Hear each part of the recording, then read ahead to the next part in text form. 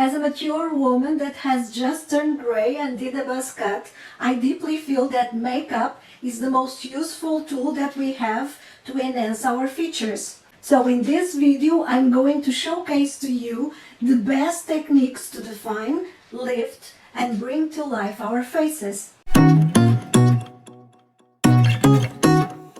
Hi, my name is Marisa. Thank you for coming to my channel where we talk about everything beauty and lifestyle, focusing on over 50 issues. Although I have placed below in this video's description all the products that I'm going to mention with links and prices, this video is not about products, it's about shades, colors and techniques. So feel absolutely free to use the products that you have at home. Just use the right shades and right formulas in order to ensure the results that we want. And without further ado, let's start. I'm going to use the foundation L'Oreal True Match Nude, and the shade that I'm testing is Juicy Light. Give it a good shake. And because I have sunscreen below, I'm going to use a sponge instead of a brush and just pat it. The other side.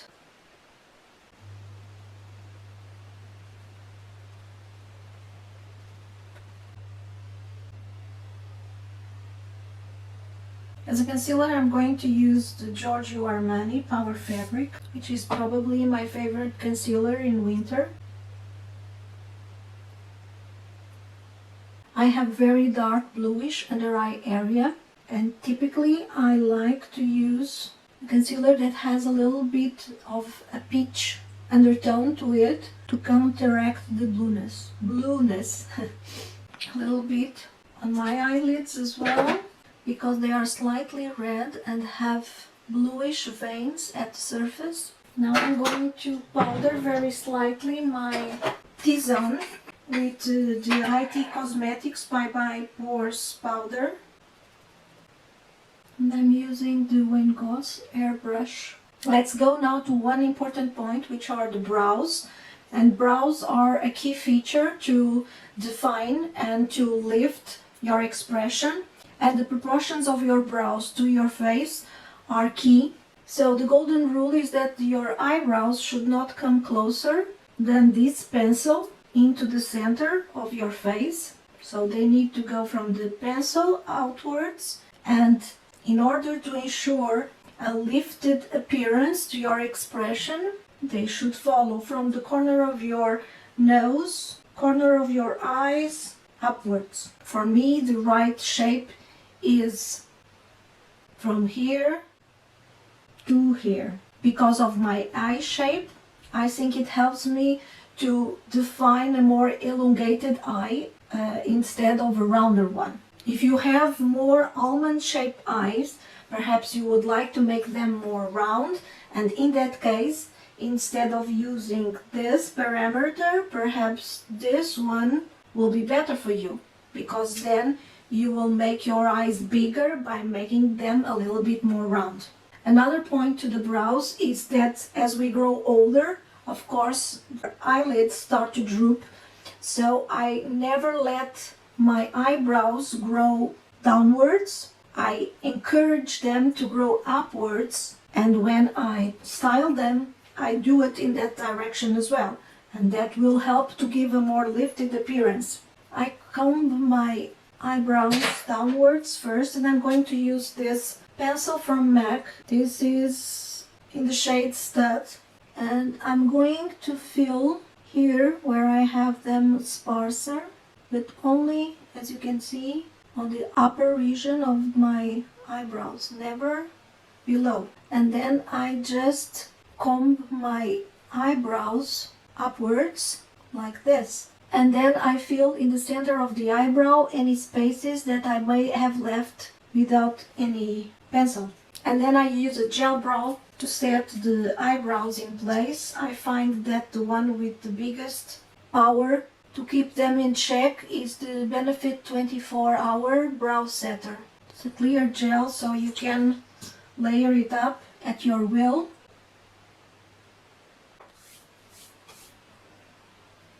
On to eyes. I want to do a very day-to-day professional friendly look in my eyes. simple one, and I'm going to use neutral eyeshadows. And I'm going to start by using an old friend. This is the Hoola bronzing powder from Benefit. I'm going to use it as a bronzer, but first I'm going to use it as well as a very light wash on my eyelid, just to set the concealer and to give that first shadow into my eyes. And I don't want that. I want the shadow in my eyes to be a neutral one. I don't want it to be too cool, but I definitely don't want it to be too warm. Because I think it's too jarring in my eyes with my skin tone and undertone. And as you can see, there's already a nice shadow on my eyelid without being too strong. I'm now going to use lighter eyeshadow to put beneath my eyebrow in order to increase that impression of a lift. And I'm going to use this off-white from the Discord by Tom Ford. This is the Noir Fumé, but there are many other that have this off-white. So just a little bit. Again, I find this off-white a very good one. It's light enough, but it's a kind of warmish off-white. So exactly what I want. And I'm going to place it as well on the corner of my eyes. My eyes, in terms of placement, they are just on the border of becoming too close together. So I never place dark eyeshadows here in this area, neither here next to the eyebrows, which is a technique that Natasha Denona uses sometimes. I cannot do that. So I always ensure that I have a lighter eyeshadow in this area, and that will give the illusion that my eyes are more spaced and my expression is more open, and that means more useful. I'm going to use now this eye pencil from Marc Jacobs, and this is just a brown, dark brown. It's called Truffle, but I think this was a special edition. There's another one that I will place below. I will mainly focus the placement of the pencil in the outer third of my eyes, like this. Since that pencil has come to its end, I'm going to use this instead. It's from Chanel, and I'm sure you'll be able to see. It's like a very small triangle here on the outside corner, and on the front I only brush the roots of my eyelashes. I don't want any line there. And here I'm also not placing the eyeliner in the waterline, because that closes the eye and therefore closes the expression and makes the eye smaller. So I'm going to place it just here on the outer third, and again just brushing the roots of my eyelashes. And from below, I'm not placing on the waterline, just brushing the roots, combing the roots of my eyelashes. This will give the idea that the eyelashes are much thicker, as you can see. And now I'm going to use a small pencil. This is one from MAC, and I'm going to use this brown here very lightly, because this quad is very pigmented, and I'm going to soften and push the eyeshadow up in direction of the point of the eyebrow. This is not an eye line, but it will give that lifted. If you are not very sure of the shape, look straight with your eyes open, and then with the cotton bud just soften up any point that you think have gone a little bit outwards of what you want. So I'm just brushing very softly through my eyelashes, and it's still stronger here on the outside corner, and then I'm going to push it upwards in the direction of my eyebrow again, very softly. I'm not adding any product, just using what is already there between the eye pencil and the first application of eyeshadow. Soften, soften, soften. Can even blend it more here. That defines the eye and gives it a more lifted appearance. I'm going to place a little bit more of the bronzer on my brow bone. I already have naturally a shadow here in this area, so what I'm basically doing is amplifying that shadow. And like this, by placing a darker eyeshadow in this area, the darker tones will make that area recede, so it will seem that my crease, my eye crease, it's in fact higher than what actually is. It will make the eyes bigger and also more lifted without being too dark. Just a nice mid-tone neutral brown shade. And if you want, you can use that to blend the brown and make it more seamless.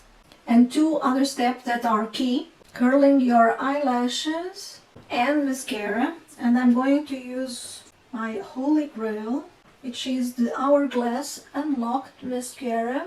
Typically, in order to ensure that you have a more lifted look, you should not place a mascara on the bottom eyelashes. I like to apply always here on the corners.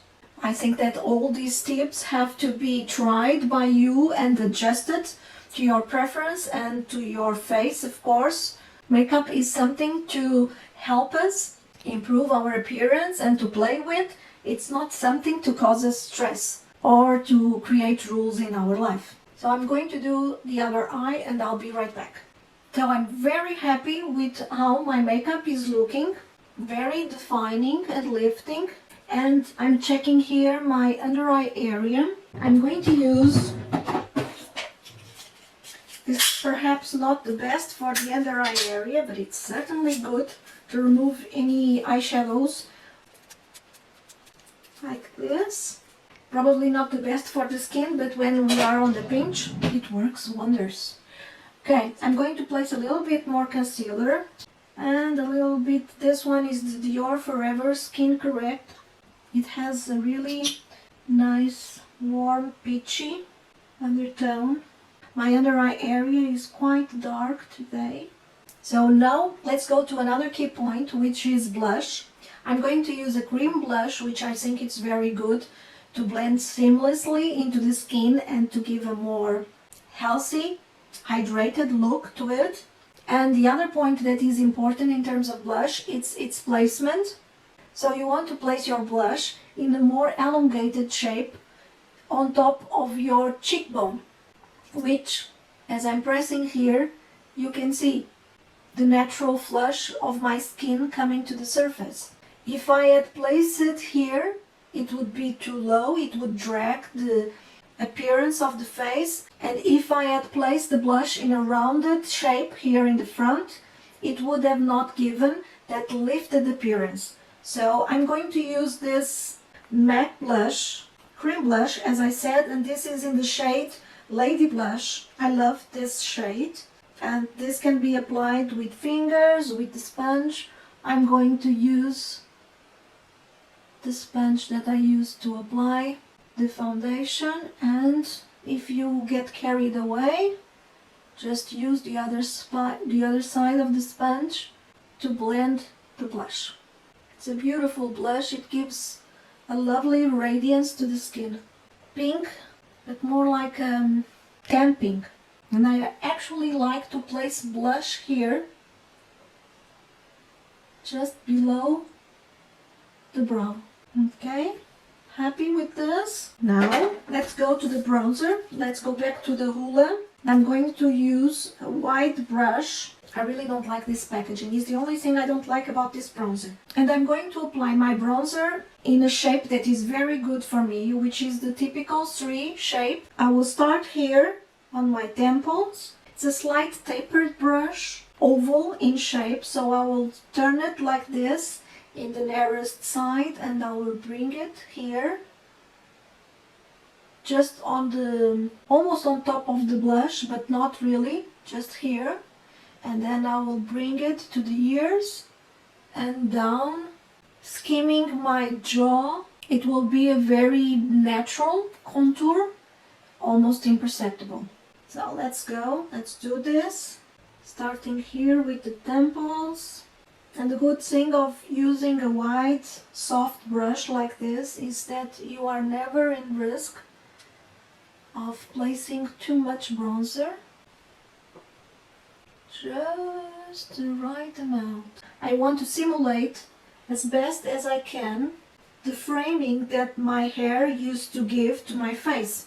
Since I no longer have that framing, I need to define a little bit more clearly the bone structure of my face and create areas of shadow and light.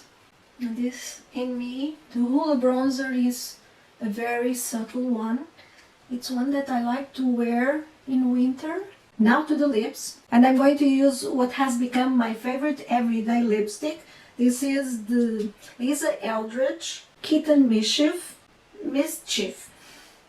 And this is in our Lucent formula, and I'm super excited for the new, I think it's a foundation that she's going to release, at least I hope so. And she's also going to release pencils, which I've been asking since she released the first velvet lipsticks. Can't wait to have my velvet ribbon pencil to match, but for now, with this one, I'm going to use the Pillow Talk from Charlotte Tilbury. And here there are 2 points that I find very important. Here, in this side of my lip, I've lost a little bit of the vermilion border with age, so I definitely want to place a little bit of lip pencil just on the border of the vermilion border there, in order to make it more like this side. Here.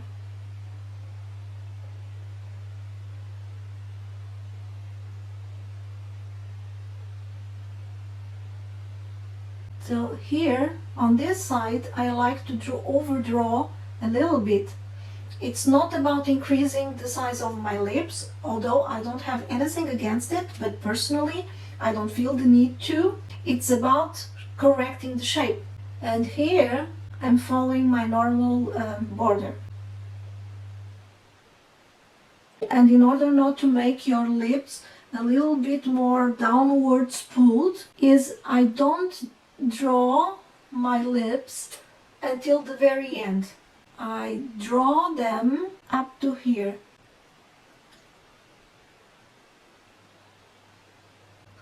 The top lip.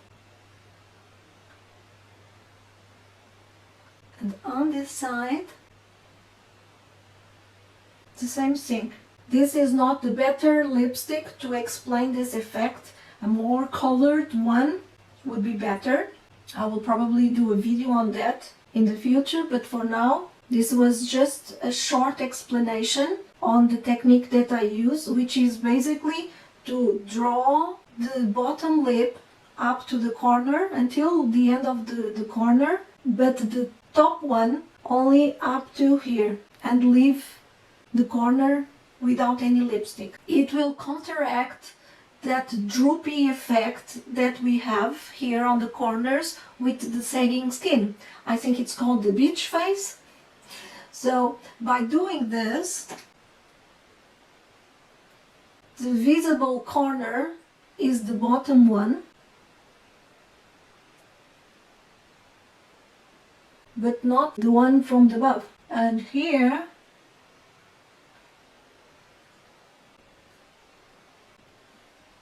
so what are the advantages of this technique? By not drawing completely the top lip, you are actually giving the illusion of having a fuller one. By using the lip pencil and applying the lipstick until the very end on the bottom lip but not on the top one, we are maintaining the size of the mouth. Of course, if you have a big mouth, perhaps you would like to do on the bottom lip the same that I did on the top one, but in my case I'm very glad with the size of my mouth, so I want to keep it as it is, but I want to make sure that when I'm resting my face I don't have that droopy beach face appearance. And I think the techniques and the key points that I mentioned will work for everyone. Of course, if you have a darker skin than me, you will probably have to adjust the shades of the eyeshadows, lipsticks, blush and bronzer, but the techniques and the ideas will work for everyone. You just have to think in terms of your face shape, what you like the most about it, what you like the least, and try to emphasize and diminish those aspects using color. It's important to think that darker shades will make your face recede, and that's why we are using them here on the brow bone and on the cheekbone to emphasize the bone structure, and light shades will bring those surfaces of the skin to the front, will bring them out. So that's why we typically leave the areas of the chin, the below the eyes, and here the front of the forehead with lighter shades in order to give them life and bring them to the front.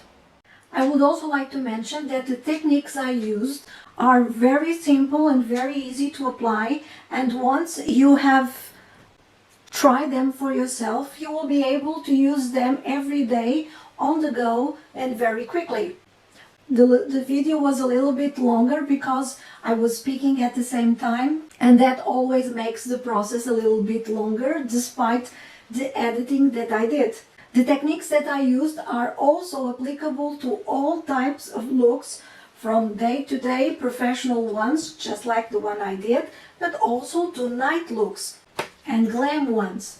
It's just a question of using different eyeshadows with more shimmer or glitter, more mascara, brighter lip color, and a different blush, and the effect would be totally different. I hope you found this video useful and enjoyable as much as it was for me to do it. If you did, please give it a thumbs up and share it with your friends. And if you are curious, there's also on the end cards a video on why I did a buzz cut. I would like to thank you for the time that you have just spent with me. Thank you for subscribing, and